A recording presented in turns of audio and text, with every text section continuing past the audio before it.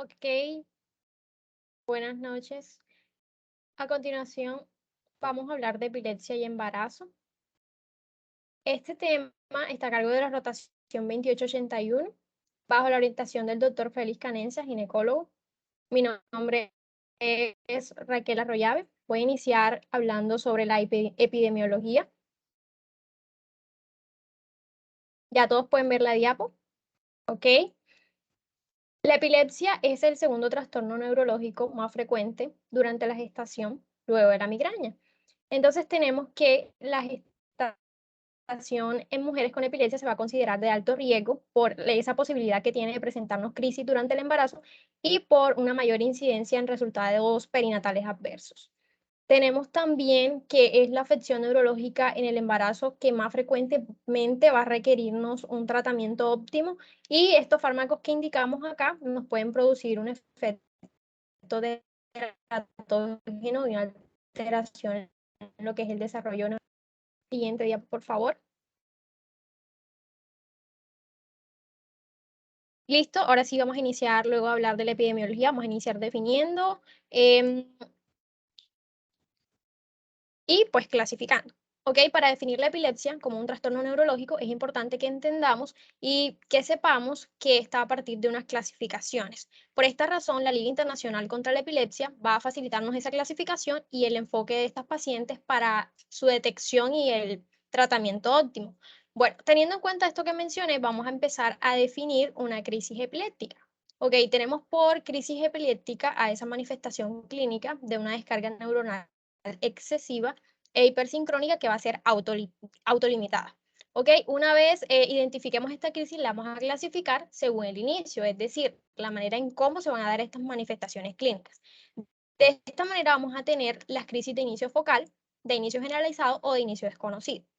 Tenemos por crisis de inicio focal, que conocemos estas, porque van a involucrar una zona específica cerebral y pues para la clasificación de ellas vamos a incluir el estado de conciencia durante esta crisis epiléptica y tenemos que el estado de conciencia puede estar preservado o alterado.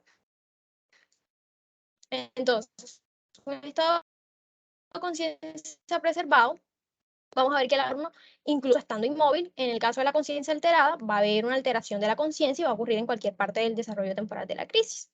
También tenemos las de inicio generalizado, que vamos a ver que se tratan o es una descarga neuronal anormal y esta va a ocurrir en ambos hemisferios cerebrales. Y pues aquí no se va a incluir la clasificación con respecto a la conciencia que mencioné anteriormente. Tanto las crisis de inicio focal como las crisis de inicio generalizado se pueden clasificar pues según la predominancia de sus síntomas en síntomas que van a ser motores o no motores. ¿Ok? Tenemos los motores que, como su nombre lo dice, incluye síntomas motores y en estas crisis se va a hablar de tónico, clónico o tónico clónico. Entonces, las crisis tónico-clónicas son esas que conocemos o que van a recibir el nombre de convulsión. Y los no motores, vemos que son esos sensoriales y excepcionalmente, pues en estas crisis generalizadas se van a hablar de las crisis de ausencia. Tenemos también las de inicio desconocido y pues para estas crisis se va a hacer una clasificación según el síntoma predominante, ya sea motor o no. Ok, en esta diapo que vemos acá vamos a observar una imagen con lo que es la clasificación de los tipos de las crisis que ya mencioné anteriormente. Tenemos que las de inicio focal, como podemos ver allí, donde va a estar o no el estado de conciencia, ya sea alterado o preservado, y a su vez podemos ver las de inicio generalizado, pues con la respectiva predominancia de los síntomas, ya sean motores o no motores. También podemos ver las no clasificadas y todo, absolutamente todo lo que mencioné anteriormente. Listo, a continuación, mi compañera Ilse. Bueno, buenas noches. Vamos a hablar ahora de la clasificación de las crisis epilépticas que podemos tener, las no provocadas y las provocadas. En el caso de las provocadas son aquellas crisis que se dan por una causa o por un factor precipitante y que va a ocurrir en relación temporal con esta causa. Es decir, tenemos la causa y tenemos la crisis. Hay una causa que va a llevarnos a esta crisis epiléptica, que puede ser una alteración metabólica, por una infección, por un tóxico, un daño estructural o una causa inflamatoria. Entonces, entre las causas que pueden darnos una crisis epiléptica está la hiponatremia severa, la hipocalcemia, la metástasis cerebral, que nos lleva a una lesión cerebral y que por esto se nos va a desarrollar o va a darnos una crisis epiléptica. Y están las no provocadas, que son las que ocurren en ausencia o que no necesitan unos factores precipitantes para que estas ocurran. Y por lo general están dadas por una lesión que ya sea estática o progresiva a nivel del sistema nervioso, pero que no están correlacionadas en el tiempo. Es decir, de pronto el paciente tuvo una lesión en el sistema nervioso central de niño y ahora en la edad adulta presenta estas crisis epilépticas. No tienen relación en tiempo, o sea, causa y tiempo, en este caso no tienen relación, ni tampoco va a tener relación con enfermedades sistémicas, con trastornos metabólicos, con alguna alteración por algún tóxico o por alguna agresión aguda al sistema nervioso central. Siguiente, por favor.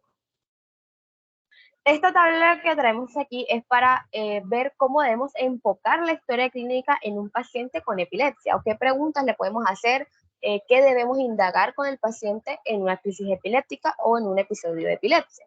Entonces, lo primero es buscar estos pródromos, esos síntomas que aparecieron antes de presentarse las crisis, ver en qué circunstancias pasaron estas crisis, si de pronto el paciente estaba en completa calma, estaba de pronto acostado, estaba dormido, y en esta situación se presentó la crisis epiléptica, o si por el contrario estaba bajo situaciones de mucho estrés, o qué estaba haciendo el paciente en el momento en que se desarrolló la crisis. Ver cómo fue el primer evento, si hubo aura, si hubo movimiento, cómo fueron los movimientos, qué sintió el paciente en ese momento, averiguar qué pasó después o las manifestaciones post-crisis o post-crisis que tuvo el paciente, si de pronto quedó un poco confuso, si tuvo paresia, si tuvo alteración del lenguaje, ver cómo fue el nivel de conciencia en esa crisis, si hubo falta de respuesta o si tuvo algún lenguaje tipo ictal en el paciente o si tuvo alguna afasia en el momento que se presentó la crisis, si de pronto tuvo presencia de más de un tipo de crisis, ya sea una crisis de ausencia o las tónico-crónicas, como ya nos había hablado mi compañero. También hay que dejar establecido cuál fue la fecha y las circunstancias en las que se presentó la crisis, cuál fue el factor precipitante, o indagar para saber más bien cuál fue el factor precipitante, ver si hay antecedentes familiares, si hay historial de traumatismos, si hay historiales de infecciones del sistema nervioso central, si presenta alguna patología periparto, si de pronto la paciente en algún momento, si estando embarazada, presentó eclampsia o presentó preeclampsia, y cómo fue tratada esas patologías. Y obviamente ver si la paciente está bajo alguna situación que puede llevarnos a estas crisis o a provocar estas crisis. Siguiente. Y bueno, ahora vamos a definir ya lo que es una epilepsia. Según la OMS, esta definición es de 1973, la epilepsia es una enfermedad cerebral que se caracteriza por convulsiones en el paciente que están acompañadas de pérdida de conciencia en algunas ocasiones o de pérdida del control de los esfínteres. No en todas las ocasiones va a aparecer convulsiones, ni tampoco en todas las ocasiones va a aparecer pérdidas de conciencia o pérdida del control del esfínter, pero digamos que es lo común. Y se dan por una descarga eléctrica excesiva de algún grupo de células cerebrales. Ahora, ¿cuándo hablamos realmente de epilepsia en un paciente? Primero hay que tener en cuenta si tiene dos crisis, al menos dos crisis no provocadas, pero que estas estén separadas por un mínimo de 24 horas. Es decir, que haya una crisis y 24 horas después, o más de 24 horas, pase la segunda crisis. Que haya una crisis no provocada, pero que la paciente tenga una alta probabilidad de al menos un 60% de presentar una crisis en un futuro o una nueva crisis en los siguientes 10 años. Y que pues ya se haya establecido un diagnóstico de un síndrome epiléptico. Entonces, antes de entrar en fondo en la temática como tal, pues vamos a conocer la fisiopatología de esta enfermedad. Y para eso mi compañera Gabriela les va a hablar sobre ese tema.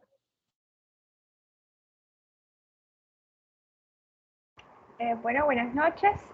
Antes de hablar de la fisiología de la sinapsis neuronal, los quiero poner en contexto de qué es un potencial de acción. Un potencial de acción es un impulso electroquímico que se traduce como una señal nerviosa en las neuronas. Este potencial de acción se va a conducir por toda la neurona, empezando desde el cuerpo de la neurona y se extiende por todo el axón hasta llegar a un órgano diana o, en su defecto, a otra neurona. Este potencial de acción, para ser alcanzado, se divide en varias fases. Una primera fase que es la despolarización, una segunda fase que es la repolarización y hay otra fase que es el periodo refractario. Entonces, hay dos iones muy importantes y por esto es que se dice que es un cambio electroquímico, que son el sodio y el potasio. Entonces, empecemos. La despolarización es porque el interior de la célula neuronal es más negativo que en el exterior. Entonces, por un impulso o por un estímulo lo suficientemente fuerte que llegue al umbral electroquímico, se va a producir una apertura de los canales dependientes de voltaje de sodio y va a entrar sodio, que como sabemos es positivo, hacia la célula.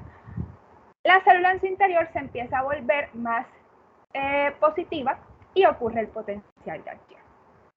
Luego viene una fase que es la repolarización, que es que se activan cuando la célula empieza a ser muy positiva adentro. Se activan los canales dependientes de voltaje de potasio, que es el ion que predomina dentro de la célula y empieza a salir al exterior de la célula. Y en ese momento se va a repolarizar la membrana. Y por último, está el periodo refractario, que es el periodo en que la célula está por milisegundos en un estado en el que no puede volver a generar un potencial de acción. Y como lo dije antes, estos potenciales de acción se van a traducir en impulsos eléctricos que son saltatorios. Es decir, en las neuronas mielinizadas, en cada nodo de Rambier va a saltar por cada nodo de Rambier hasta llegar a la parte final del axón. Entonces, ahora sí, hablando de la fisiología de la sinapsis neuronal, como sabemos, el sistema nervioso está conformado por un conjunto de neuronas que se comunican entre sí, entre unos espacios que se llaman espacios posinápticos. Estos impulsos nerviosos, como lo dije antes, son los potenciales de acción que son electroquímicos. Entonces, la sinapsis hay que tener en cuenta tres componentes, que hay una neurona presináptica, un espacio sináptico y una neurona posináptica, que es la receptora. Entonces, los iones que vienen desde la neurona presináptica favorecen al final, como se ve en la imagen del axón, la liberación de unas vesículas que contienen diferentes neurotransmisores. Estos neurotransmisores se van a liberar al espacio sináptico y ellos actúan en los receptores de la membrana de la neurona posináptica. Entonces, ellos son los que se van a encargar de inhibir o de excitar los nuevos potenciales de acción que se van a generar en la neurona posináptica. Entonces, estos neurotransmisores tienen la capacidad de hacer de tener unas acciones, ya sean excitatorias o inhibitorias respectivamente. Siguiente diapositiva, por favor.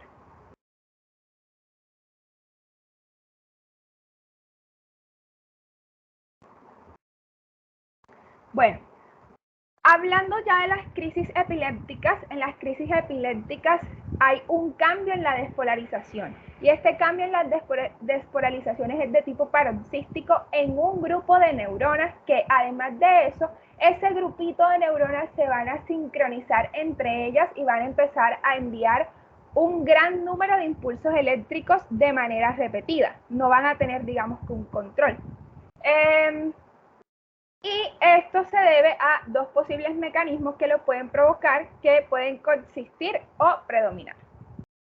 Que puede ser una excitación neuronal descontrolada o un déficit en la inhibición neuronal. En cuanto a la excitación neuronal, el potencial de acción va progresando para abrir los canales de sodio, ¿cierto? Y esto va a propiciar la entrada de calcio a nivel presináptico. Entonces, esta entrada de calcio es importante para la liberación del neurotransmisor excitatorio, que en este caso es el glutamato. El calcio intracelular lo que hace es que moviliza esas vesículas sinápticas en las que se encuentra el neurotransmisor, que es el glutamato. Y se libera, como lo dije antes, hacia el espacio sináptico. Entonces, llega a la membrana posináptica y se va a unir a unos receptores específicos que son, que se llama AMPA, que se va a formar un complejo. Entonces, estos receptores son los encargados de abrir canales de sodio y canales de calcio para que se produzca la despolarización y llegar a un umbral para generar un nuevo potencial de acción y un nuevo impulso eléctrico en la membrana posináptica. Y en cuanto a la inhibición neuronal, el proceso es exactamente que en el de la excitación neuronal en cuanto a los potenciales de acción. Pero lo que ocurre aquí es que el neurotransmisor encargado es el GABA, que cuando llega al espacio sináptico va también a actuar con canales específicos de esta neurona posináptica a través de unos receptores que son los GABA-A, lo que va a propiciar la apertura de unos canales a través de los cuales va a entrar cloro a esa membrana posináptica. Entonces, el cloro, como sabemos, tiene una carga negativa y lo que va a producir entonces es un efecto inhibitorio en esta célula. Entonces, al final, sea por un aumento de la excitación neuronal o por una disminución de la inhibición neuronal, si existe un grupo de neuronas que hacen descargas eléctricas repetidas y de forma simultánea, que es a lo que hace referencia al término paroxístico, es lo que va a provocar los signos y síntomas que van a constituir las manifestaciones de una crisis epiléptica. Y pues, o bueno, de una crisis. Y si estos perpetúan en el tiempo, ya se va a constituir como tal el diagnóstico de epilepsia. Siguiente diapositiva, por favor. Bueno, hablando ahora de las etiologías, a mí me corresponden las etiologías estructurales, genéticas e infecciosas. En cuanto a las estructurales, se refiere a anomalías que se pueden diagnosticar por medio de neuroimágenes. Son daños como tal estructurales de la masa cerebral, donde la imagen o lo que se diagnostique va a ser, digamos, la causa de lo que está provocando la convulsión. Entonces, entre las etiologías más comunes están los accidentes cerebrovasculares, traumas, infecciones, anomalías genéticas, y entre lo más común para generar epilepsia están las esclerosis del hipocampo. En cuanto a los factores genéticos, es causado directamente por una mutación genética que sea conocida o que supongamos que la persona tiene dicha enfermedad, o que las convulsiones sean provocadas por una alteración de tipo genético. Entre las más comunes está el síndrome de Benning-Family, la epilepsia del lóbulo temporal o un antecedente familiar de primer grado de consanguinidad de una enfermedad epiléptica o un trastorno epiléptico producido por una anomalía genética. Y pues de causas infecciosas es la causa más común de epilepsia. En realidad es causada directamente por una infección en la que las convulsiones van a ser uno de los síntomas centrales de esta patología que se esté presentando. Y pues las más comunes son las meningitis, las encefalitis. Dentro de estas se van a incluir las neurocisticercosis, malaria, VIH y la toxoplasmosis, que son las más comunes. Y bueno, ahora sigue mi compañera Laura Madera.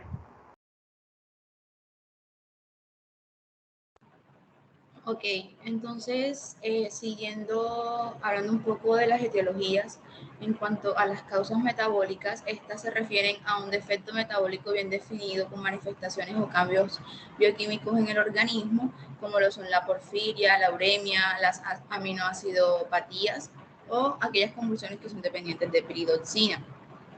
También en muchos casos los trastornos metabólicos van a estar asociados a un defecto genético, ¿sí? Y se dice que es probable que la mayoría de las epilepsias metabólicas tengan una base genética, pero algunas pueden ser adquiridas, como son la deficiencia de folato cerebral. Otra de las etiologías pueden ser las inmunológicas. Se dice que esta se puede conceptualizar en la evidencia de inflamación del sistema nervioso central mediado por autoinmunidad. Y aquellas etiologías pues que son, digamos, que idiopáticas, que no tienen una pues, causa propiamente dicha. Pasa, por favor.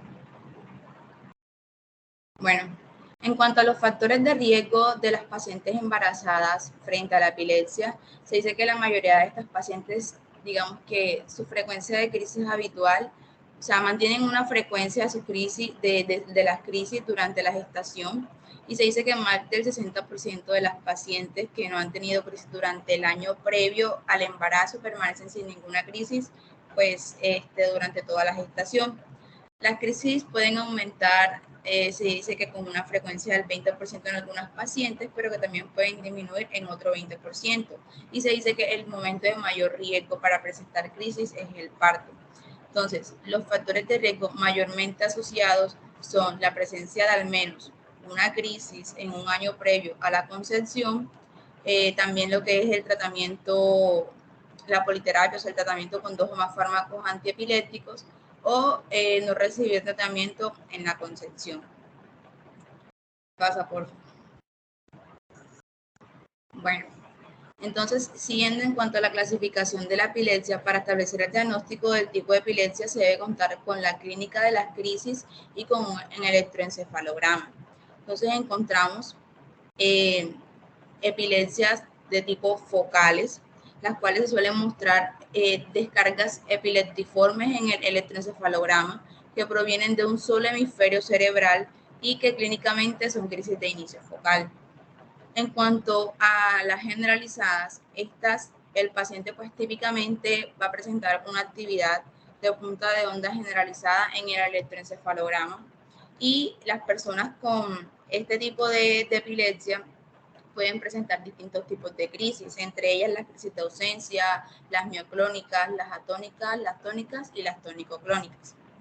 Y en cuanto a las combinadas, o también llamadas focales generalizadas, el electroencefalograma puede mostrar tanto descargas generalizadas de punta onda como descargas focales epileptiformes, pero no se requiere, digamos, que una actividad epileptiforme para el diagnóstico de esta. Y en cuanto a la desconocida, se entiende que el paciente presenta un cuadro epiléptico, pero que el médico no puede determinar, no lo puede encasillar en uno de los tipos, digamos, o sea, ni es focal, ¿cierto? Ni es, digamos, que generalizada, porque de pronto no se cuenta con la clínica suficiente para encasillar a nuestro paciente en uno de estos tipos de epilepsia.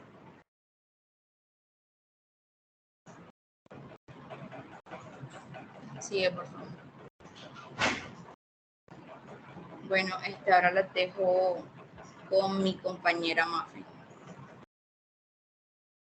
Bueno, entonces ahora, como para resumir un poco de lo que hablaron mis compañeros anteriormente, tenemos en esta imagen, nos muestran los tipos de crisis que pueden ser focales, generalizadas o de origen desconocido.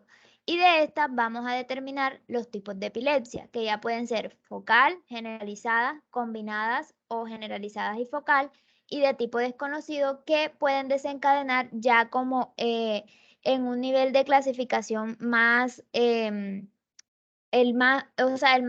último ya, que sería el síndrome epiléptico.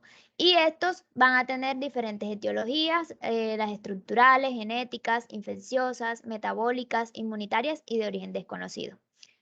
Siguiente. Bueno, ya hablando de los métodos diagnósticos en la epilepsia, tenemos lo que es el electroencefalograma. El electroencefalograma es un método que permite la evaluación de los potenciales eléctricos que son generados por la actividad cerebral. Estos van a ser registrados por medio de electrodos que van a estar ubicados sobre la superficie del cuero cabelludo o a nivel cerebral profundo. Esto es una prueba que puede ser repetible, accesible y es muy económica. El método diagnóstico es el más útil para el estudio de la epilepsia y es el más específico para el estudio del córtex epileptogénico. Este electroencefalograma nos va a reflejar lo que son unas ondas cerebrales, las cuales van a tener diferentes tipos de frecuencia, unas que van a ser más rápidas y otras que van a ser más lentas. La frecuencia de las ondas cerebrales se va a medir por segundos o en hertz.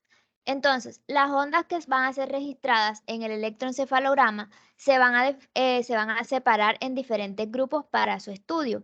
Estas se van a dividir en ondas delta, teta, gamma, alfa y beta. Entonces, las ondas delta son las que tienen una frecuencia de entre 2 y 4 Hz. Son unas ondas que son lentas, pero también son las que tienen mayor amplitud. Estas van a ser características de cuando la persona está dormida y predominan durante el sueño. También se van a observar en estados de meditación o en la producción va a coincidir con la regeneración y la restauración del sistema nervioso central. Ya en las ondas teta, estas tienen una frecuencia de 4 a 8 Hz y van a predominar cuando los sentidos están procesando información interna y la persona se encuentra desconectada del mundo exterior. Estas se presentan también durante la meditación profunda y son muy importantes durante el aprendizaje y la memoria. Estas se producen durante la transición entre la vigilia y el sueño. Las ondas alfa, estas van a tener una frecuencia de 8 a 12 Hz y van a predominar cuando el sistema nervioso central se va a encontrar en reposo, relajado, pero él va a estar despierto y atento. Si se presenta un déficit en las ondas alfa, la persona va a tener una dificultad para relajarse. Esta frecuencia va a ayudar a la coordinación mental, la integración de la mente con el cuerpo y la calma y la alerta. En las ondas beta, esta va a tener una frecuencia de 12 a 30 Hz y va a predominar durante el periodo de la vigilia. También van a aparecer en los estados en que la atención va a estar dirigida a las tareas cognitivas externas. La frecuencia de esta va a ser más rápida y está presente cuando estamos atentos y envueltos en la resolución de problemas o tareas cotidianas. Estas ondas beta se van a subdividir en tres: las beta 1, las beta 2 y las beta 3. Las beta 1 van a tener una frecuencia de 2 a 15 Hz, las beta 2 de 15 a 22 Hz, que son cuando el sistema nervioso central se encuentra comprometido en una tarea.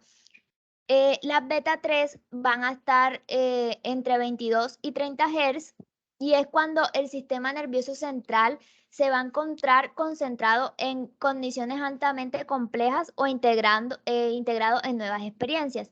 Y también puede significar mucho en un estado de ansiedad o una excitación, como sería el caso de personas que presentan trastornos de ansiedad generalizada. En las ondas gamma, estas tienen una frecuencia de 30 a 90 Hz y estas van a ser las ondas más rápidas. Estas se van a producir en ráfagas cortas y se van a relacionar con el proceso de información simultánea en varias áreas del sistema nervioso central. Bueno, ya para las indicaciones del electroencefalograma tenemos que tener en cuenta. Primero, se indica para establecer el riesgo de recurrencia tras una primera crisis y confirmar el diagnóstico de la epilepsia y en algunas situaciones. Segundo, para clasificar el tipo de epilepsia y los síndromes epilépticos dentro del contexto clínico. Tercero, para tipificar los eventos paroxísticos y hacer un diagnóstico diferencial con otras crisis epilépticas. Cuarto, cuantificar algunos tipos de crisis. Quinto, va a haber una respuesta para ver la respuesta al tratamiento en algunos síndromes epilépticos. Sexto, va a pronosticar tras una cirugía previa de la epilepsia. Octavo, va a ver lo que son los estatus epilépticos y otras indicaciones, más allá del estudio de la epilepsia, serían valorar el daño cerebral en pacientes neurocríticos, la maduración cerebral en el prematuro y los diagnósticos de muerte encefálica. En esta imagen vamos a observar los distintos tipos de onda que se van a presentar en la epilepsia.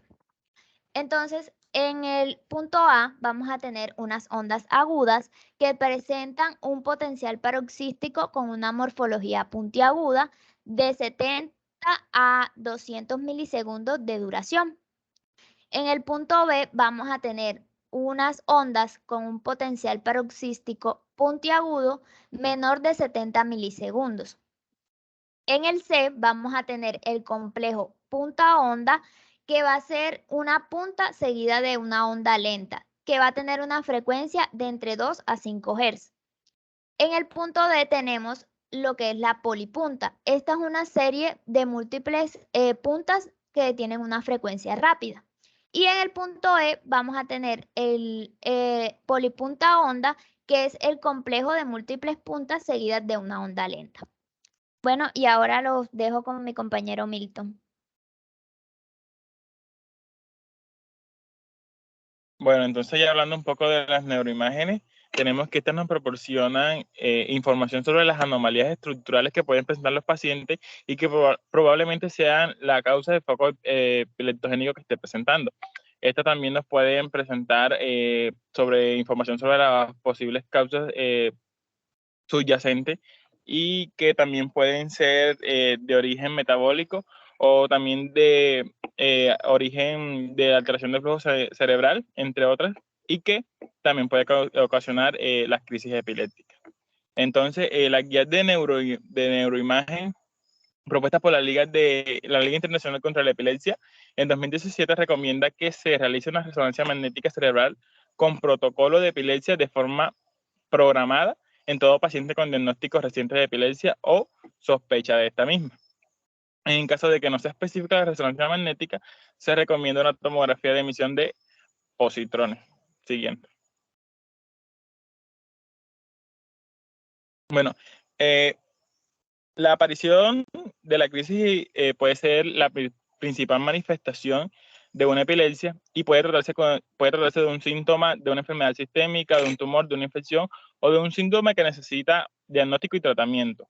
Por otro lado, es frecuente que después de una historia clínica cuidadosa que se realiza un especialista, los pacientes con diagnóstico en la urgencia de crisis de inicio realmente tengan antecedentes que identifiquen que sí está cursando con una epilepsia o con una crisis epiléptica. Entonces, por lo tanto, requieren una resonancia magnética con protocolo de epilepsia. Entonces, la Liga Internacional contra la Epilepsia recomienda que por lo general se realiza una resonancia magnética con protocolo de epilepsia a todos los pacientes epilépticos, con una excepción de aquellos que presentan epilepsia generalizada idiopática. Pero además se debe realizar una resonancia magnética ante cualquier cambio en el patrón de las crisis o en la exploración neurológica o neuropsicológica. También se ha publicado que pueden recomendar, se puede recomendar una tomografía computarizada si la resonancia magnética no es 100% específica. Entonces, hay unas recomendaciones para realizar una tomografía computarizada, que son las que pueden ver en pantalla. Es si la primera crisis si es una primera crisis y hay sospecha de lesión que requiere tratamiento urgente, si estamos con epilepsia crónica o lesión detectadas mediante resonancia magnética en las cuales sea necesario determinar si existe calcio, sangrado agudo o participación ósea, y también en pacientes portadores de marcapasos, dispositivos de estimulación eléctrica cerebral, aparatos de ventilación y catéteres con material siguiente. Bueno, aquí en pantalla pueden observar un algoritmo que nos va a indicar el diagnóstico de crisis epiléptica mediante el video de electroencefalograma. Entonces, como primera instancia tenemos la presentación del paciente, que por lo general encontramos estos pacientes críticamente enfermos que presentan características clínicas de la crisis epiléptica o pacientes con sospechas clínicas, es decir, estos pacientes que pueden estar cursando con una crisis ausente, que no tienen síntomas tan claros, pero que nos hacen sospechar por su estado general que están presentando una crisis epiléptica. Entonces, cuando tenemos un video de electroencefalograma, comparamos las ondas electroencefalográficas con las características clínicas del paciente. Si estas ondas no tienen ninguna alteración y el paciente sigue cursando con la sintomatología clínica, entonces descartamos que es una crisis epiléptica. Pero en cambio, que si el video del electroencefalograma nos indica que estas ondas tienen relación con las características clínicas del paciente, tenemos que ver si es con signos o sin signos clínicos. Entonces, cuando nos referimos a estos signos, sin signos clínicos, puede que este paciente en sí esté cursando con una crisis epiléptica ausente. Y si presenta signos clínicos y hallazgos en las alteraciones en las ondas electroencefalográficas, hay que definir si las crisis es focal o generalizada y si es motor o no motor. Siguiente. Ahora a continuación va a ser el compañero Andrés a explicarle un poco sobre recomendaciones. Ok, ya para finalizar el apartado de las recomendaciones que tenemos acá en nuestra presentación, vamos a hablar un poco acerca de pues, las recomendaciones, valga la redundancia, que tenemos sobre la historia clínica y el diagnóstico diferencial en la epilepsia. Bueno, primeramente, pues la primera recomendación que tenemos es que el diagnóstico se debe realizar basándonos en la clínica que presente el paciente, pues teniendo en cuenta una anamnesis bien detallada y la identificación de los factores de riesgo, ¿cierto? Debemos hacer pues bien este trabajo cuando nos llegue un paciente con este tipo de patología. Y el diagnóstico pues lo vamos a definir con el conjunto de todos esos signos y síntomas que vamos a observar y pues también los que nos van a referir los pacientes, los familiares del paciente. Otra recomendación que tenemos es que pues la grabación por parte de los familiares del paciente, digamos que de algunos eventos agudos recurrentes, nos puede brindar información pues, muy valiosa que no vamos a poder obtener por otras vías o otros métodos, ¿cierto?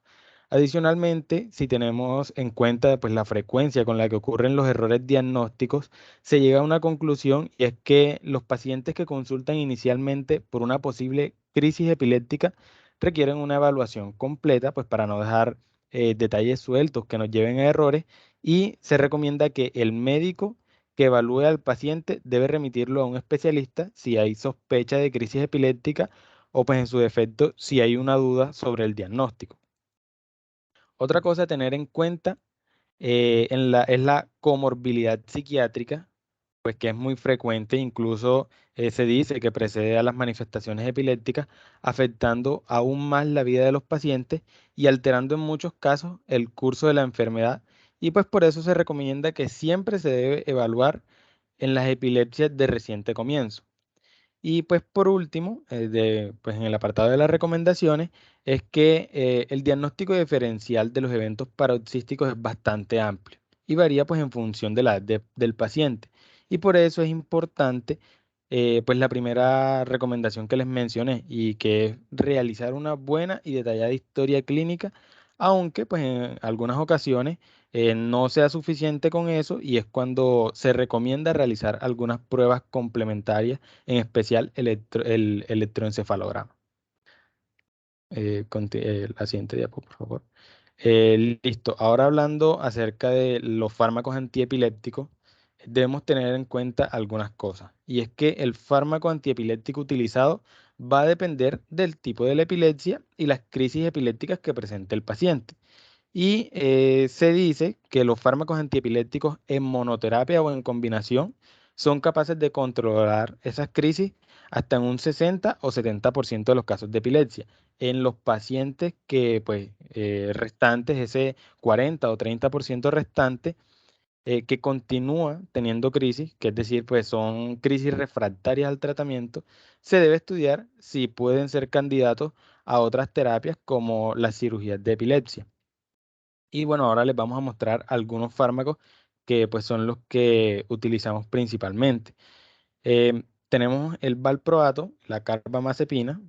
Del valproato, ¿qué podemos decir? Es uno de los medicamentos más utilizados para tratar las epilepsias genéticas generalizadas, siendo pues bastante eficaz frente a las crisis convulsivas, crisis mioclónicas, crisis de ausencia. Sin embargo, pues por los peligros que este presenta en relación al embarazo, no se aconseja como una terapia inicial en mujeres en edad fértil. Y el uso, pues en esta población de mujeres en edad fértil, solo se limita para aquellas que no responden adecuadamente a otro tipo de tratamiento. Em, con respecto al mecanismo de acción, podemos mencionar que pues básicamente lo que hace el valproato es inhibir los canales de sodio dependientes de voltaje para suprimir pues la excitación cíclica neuronal y además también bloquea la recaptación del GABA en el sistema nervioso central. Ahora, ¿por qué el valproato pues no está aconsejado en la gestación? Porque se asocia a una gran variedad de malformaciones congénitas, mayores y menores, incluyendo pues un aumento en los defectos del tubo neural tipo espina bífida y anencefalia. También se asocia a fisura palatina, labio leporino, incluso pues hay asociación con anomalías cardiovasculares y de defectos geniturinarios. Además de que también hay una, digamos que relación con el retraso en el desarrollo psicomotor y el aumento de la prevalencia del autismo. Por el lado de la carbamazepina, vamos a resaltar que pues, es eficaz para el tratamiento en crisis focales, pero no es eficaz en pacientes con crisis de ausencia o mioclónicas. De hecho, puede empeorar el cuadro en este tipo de crisis. Con respecto al mecanismo de acción, pues básicamente el principal mecanismo de acción de la carbamazepina es estabilizar las membranas nerviosas hiperexcitadas y así inhibir las descargas neuronales y reducir la propagación sináptica de los impulsos excitatorios. ¿Y cómo lo hace? Bloqueando los canales de sodio dependientes de voltaje. Y pues también se dice que tiene la capacidad de reducir el glutamato. Ahora, la carbamazepina, al igual que el valproato, pues no pasa, se asocia con anomalías del sistema nervioso central, defectos del tubo neural, anomalías cardiovasculares, geniturinarias, malformaciones cráneoencefálicas, pero el riesgo, según pues, varios registros en el embarazo, es mucho más bajo en comparación con otros fármacos y el rendimiento intelectual de los niños, resultados de los embarazos que fueron tratados con carbamazepina, es mucho mejor que aquellos que fueron expuestos al valproato. Y bueno, a continuación los dejo con la compañera Milena. Ok, bueno, continuando con los fármacos que se utilizan en la epilepsia para prevenir las crisis epilépticas, nos encontramos con la fenitoína y tenemos que este va a ser un medicamento que es eficaz para el tratamiento de tanto las crisis focales y las focales que nos van a evolucionar a tónico-clónicas. Pero el principal pues, efecto adverso que tiene la fenitoína, es su neurotoxicidad, manifestándose de pronto como con somnolencia, disartria, temblor, ataxia y dificultades cognitivas. Todos estos efectos son más frecuentes cuando la concentración del plasma, lo que son los 20 microgramos sobre mililitros. Y también tenemos que a largo plazo va a causar importantes efectos adversos metabólicos como osteoporosis y empeoramiento de lo que son los factores de riesgo vascular. En cuanto a su mecanismo de acción, tenemos que bloquear los canales de sodio dependientes de voltaje. ¿Y qué sucede con la fenitoína durante la gestación? Que se asocia con defectos congénitos cardíacos como defectos septales ventriculares y con hipospadia y piesambo. Bueno, fenobarbital, tenemos que este va a ser eficaz o tan eficaz, se podría decir, como la carbamazepina y la fenitoína para el tratamiento de crisis focales y de crisis focales que nos van a evolucionar a tónico-clónicas.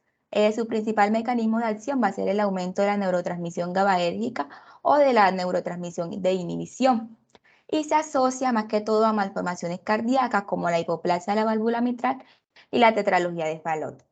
Siguiente.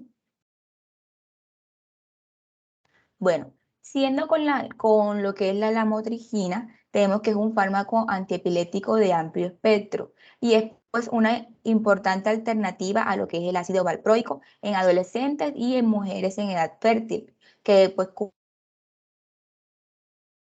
por herencia genética generalizada, ya que también puede utilizarse en el tratamiento de crisis focales.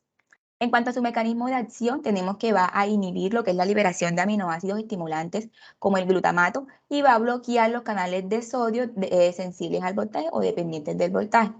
Y en cuanto al porcentaje de malformaciones congénitas es muy bajo comparado con otros antiepilépticos, por eso es muy segura utilizarlo en las mujeres en edad fértil y en las mujeres que son gestantes. En cuanto al topiramato, tenemos que es un fármaco antiepiléptico de amplio espectro y que puede utilizarse en monoterapia para tratar lo que es muchas variedades de crisis. Su principal mecanismo de acción va a ser el mismo de la lamotrigina, que va a ser inhibir la liberación de los aminoácidos estimulantes como el glutamato y va a bloquear los canales de sodio, sensibles al voltaje. Y pues también se ha comprobado que tiene un potencial teratógeno, ya que sobre todo puede producir lo que son las fisuras palatinas y el labio leporino. Y digamos que también entre las contraindicaciones o de las consecuencias de su uso, podemos ver que afecta la rendimiento fetal. Siguiente. Bueno, esto es una gráfica que nos engloba todos los mecanismos de acción, por decirlo así, de todos los medicamentos que hemos mencionado. Tenemos bien sea en lo que es la sinapsis inhibidora o inhibidora neuronal, que va a ser ese proceso que se da desde el mismo potencial de acción, que va a llegar a lo que es la terminal presináptica, y lo que va a ocurrir aquí es que el neurotransmisor, el liberado, que va a ser el espacio sináptico, va a interactuar con lo que son los canales específicos de la neurona postsináptica a través de los receptores GABA, a lo que va a propiciar lo que es la apertura de los canales a través de los cuales va a entrar el cloruro y al tener una carga negativa, este cloruro nos va a neutralizar el efecto excitatorio neuronal. De esta manera, pues se va a inhibir lo que es el impulso eléctrico y va a ser más difícil de que se alcance el umbral de acción. Y en cuanto a lo que es la o la sinapsis excitatoria, vamos a tener que lo que es todo el potencial de acción va a estar progresando para abrir los canales de sodio. Y esto nos va a propiciar lo que es la entrada de calcio a nivel presináptico. Y es importante pues para que se dé la liberación de un neurotransmisor excitatorio, que en este caso va a ser el glutamato. El calcio que se va a encontrar intracelular va a mover lo que son todas las vesículas sinápticas en las que se va a encontrar este neurotransmisor y va a provocar lo que es la liberación de De esta forma, va a llegar o irá llegando todas estas sustancias a lo que es la membrana postsináptica y se va a unir a unos receptores específicos, formando así pues un complejo. Estos receptores de estos canales en la membrana postsináptica van a ser los receptores MNDA y son los encargados de lo que es la apertura de los canales de sodio y de calcio. Y se va a producir una despolarización que al llegar a un umbral va a provocar el potencial de acción y ya pues ahí se reinicia de nuevo todo el impulso eléctrico. A continuación los dejaré con mi compañero Bueno, entonces ya para finalizar esta parte de los fármacos antiepilépticos, vamos a mostrar esta gráfica, pues la cual nos va a mostrar los fármacos los fármacos antiepilépticos pues, más utilizados en monoterapia, la cual es pues, el régimen de tratamiento más recomendado en estas pacientes gestantes. Entonces vemos como la lamotrigina ocupa el primer puesto entre esos antiepilépticos más utilizados durante la gestación en pacientes epilépticas, siguiendo por el valproato, el levetiracetam, entre otros fármacos que vemos acá que ya se utilizan en menor porcentaje. Pasa a la siguiente. Entonces, hablando ahora del manejo pregestacional de la epilepsia, es importante que en este punto nosotros demos lo que es una información adecuada a la paciente sobre el desarrollo de esta patología durante la gestación y también demos indicaciones sobre el manejo, sobre todo sobre el uso de los antiepilépticos que debe hacer esta paciente. Entonces, en primera instancia, lo que nosotros debemos hacer es una consejería y en esa consejería, pues nosotros vamos a informarle a la paciente de que la epilepsia no es una contraindicación para el embarazo. También es importante que asesoremos a las mujeres en edad fértil sobre las interacciones que tienen estos antiepilépticos con los anticonceptivos hormonales, ya que los antiepilépticos pues se ha demostrado que disminuyen el efecto de los anticonceptivos. Es importante también que informemos a las pacientes que los riesgos se aumentan, los riesgos durante la gestación se aumentan, pues debido a su cuadro anterior de epilepsia. Pasa a la siguiente. Bien, con respecto a la suplementación con ácido fólico, tenemos que esta va a estar recomendada para todas las mujeres en edad fértil que toman antiepilépticos. La dosis a la cual se sugiere esta suplementación con ácido fólico es de 1 miligramo al día. No se deben utilizar dosis más bajas que estas. Y también independientemente de la planificación del embarazo, esta pues se ha asociado con mejores resultados cognitivos y conductuales de los niños pues nacidos de mujeres tratadas con antiepilépticos. Es importante que esta terapia pues con ácido fólico, esta suplementación se dé durante todo el embarazo para así aprovechar pues todos los beneficios que tiene sobre el recién nacido, sobre todo en su desarrollo, en su neurodesarrollo. Pasa a la siguiente. Bien, ahora con respecto a la lesión del anticonvulsivo del medicamento, pues como vimos anteriormente, pues la problemática que hay sobre la elección de este medicamento, pues esto se hace bastante controversial debido a que muchos de estos han demostrado potencial teratogénico, pero hay unos que sí se pueden utilizar de forma segura. Entonces, entre esos anticonsultivos, se debe dar uno apropiado para el tipo de convulsión que presenta la mujer en particular. El objetivo que nosotros debemos tener es elegir el anticonvulsivante con el riesgo comprobado más bajo de malformaciones congénitas importantes y las consecuencias adversas para el desarrollo neurológico. También otro objetivo que nosotros debemos cumplir es que el fármaco se debe administrar en una dosis efectiva más baja antes de la concepción. Y pues aquí vemos resaltado en rojo que es la lamotrigina, como también les había mostrado en la gráfica con la cual yo inicié pues mi intervención, que vemos que la lamotrigina es uno de los antiepilépticos más utilizados y pues este también se ha visto que no está tan involucrado en el desarrollo de malformaciones congénitas. Pasa a la siguiente. Y pues aquí ya los dejo con mi compañera. Ok, bueno, listo. Entonces, para finalizar esta charla, vamos a hablar entonces del manejo de la epilepsia, pero ya propiamente en el embarazo. Y antes de partir en este tratamiento, es muy importante todo lo que mi compañero acaba de mencionar. Es indispensable que las pacientes que tengan epilepsia, en este caso preconcepcional, sean pacientes que tengan un buen control y este control se tiene que hacer, digamos, en cuanto a los profesionales de la salud multidisciplinario, ya que no solamente es el ginecólogo, obstetra o es como tal el médico general quien va a tener a estas pacientes, sino que también siempre las pacientes, tanto en el control preconcepcional como durante la gestación, deben recibir asesoría y manejo por parte de un neurólogo, porque pues ellos son, digamos, los profesionales y los que son expertos en clasificar y estadificar las crisis y por ende diagnosticar la epilepsia como tal. Entonces es muy importante tener un buen control preconcepcional, tener una buena suplementación con ácido fólico, porque si bien es cierto el ácido fólico es un potente coadyuvante en cuanto a la disminución de la presentación de alteraciones en cuanto a la expresión de los rasgos autistas, así como otras malformaciones, sobre todo en neurodesarrollo. Entonces esto es muy importante.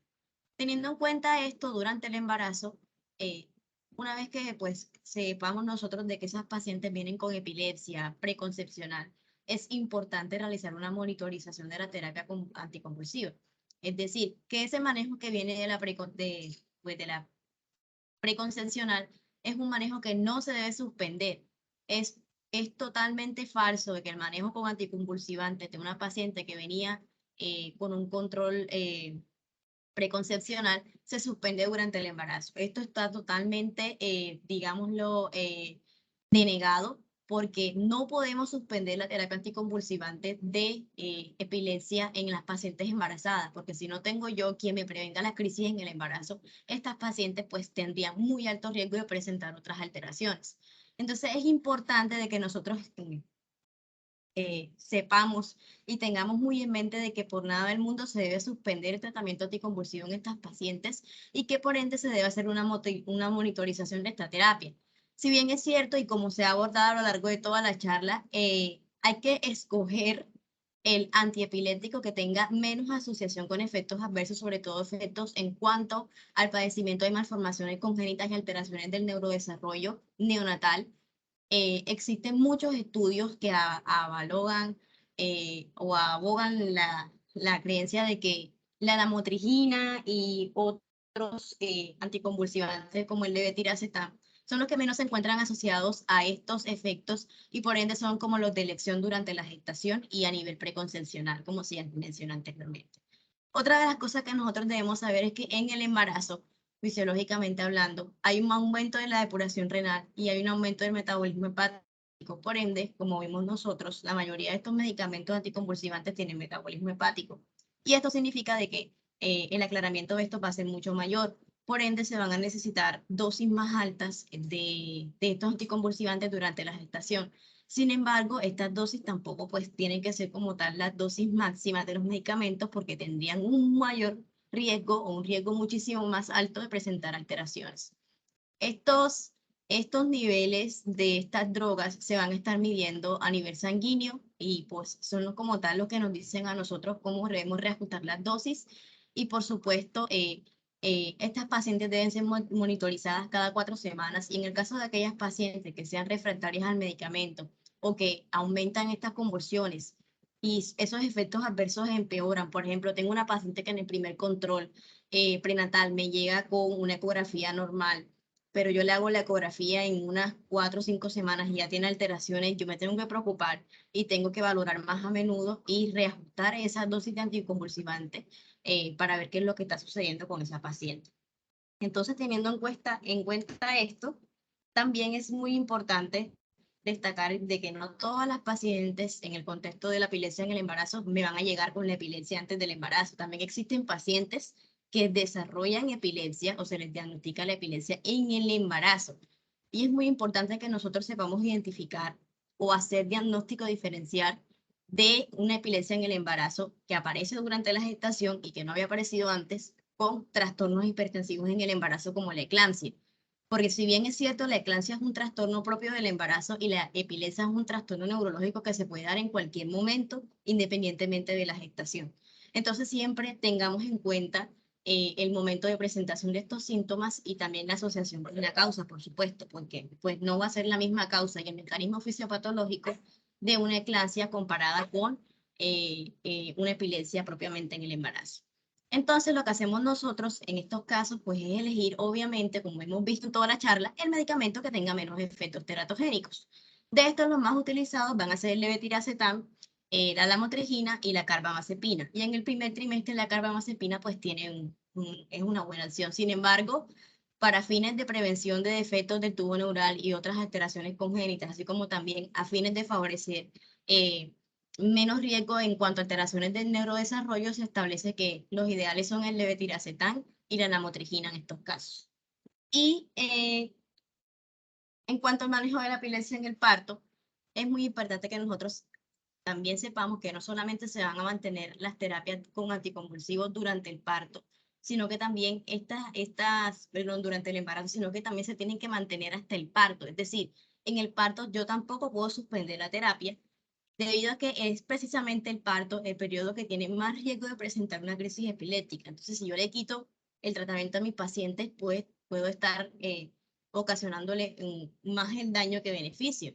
Entonces, esto básicamente nos indica de que no se debe recomendar o no se hace la suspensión de la terapia durante el trabajo de parto y el parto.